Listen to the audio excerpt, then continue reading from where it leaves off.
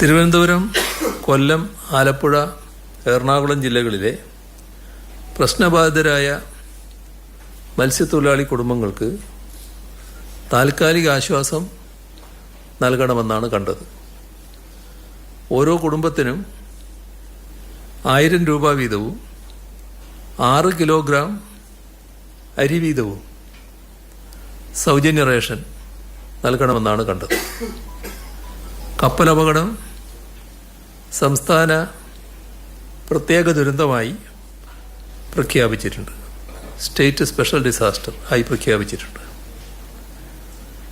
Director general shipping വന്നിരുന്നു. അദ്ദേഹവുമായി ചർച്ച ചെയ്ത് നിലവിലുള്ള സ്ഥിതി അവലോകനം ചെയ്തിട്ടുണ്ട്. മത്സ്യത്തൊഴിലാളികൾ ഏകദേശം 20 നോട്ടിക്കൽ മൈൽ പ്രദേശം ഒഴിവാക്കി മത്സ്യബന്ധനം നടത്തണമെന്നാണ് ഇപ്പോഴുള്ള നിർദ്ദേശം. പോണ്ടിച്ചേരിയിൽ നിന്ന് ഒരു കപ്പൽ അപകടം നടന്ന സ്ഥലത്തേക്ക് തിരിക്കുന്നുണ്ട്. മുങ്ങിയ കപ്പലിൻ്റെയും ആഴത്തിൽ പതിഞ്ഞു കിടക്കുന്ന കണ്ടെയ്നറുകളുടെയും സ്ഥാനം കൃത്യമായി കണക്കാക്കാനുള്ള സോണാർ സർവേ ഇന്ന് തന്നെ ആരംഭിക്കും.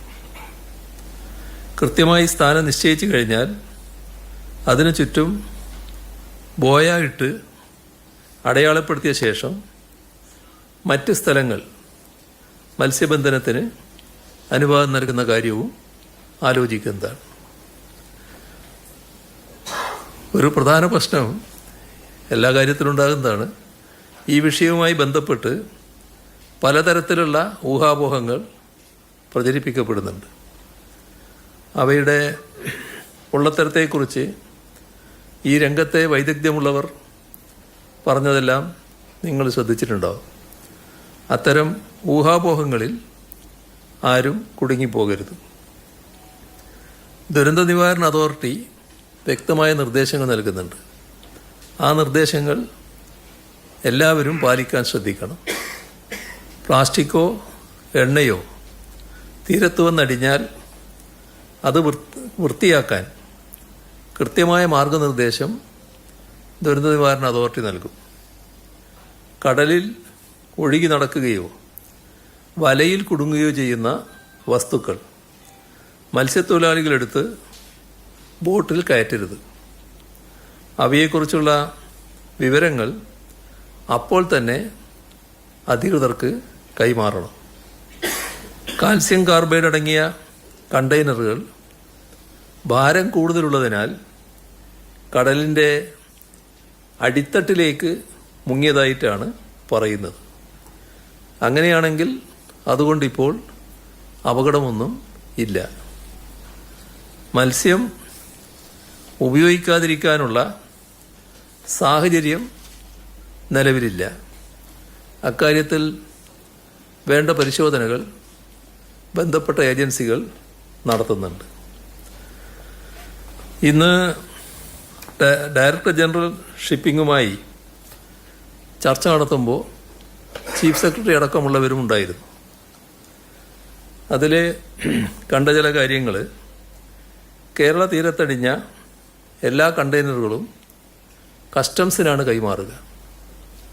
നിലവിൽ 20 കണ്ടെയ്നറുകൾ കൈമാറ്റം ചെയ്തു കഴിഞ്ഞു.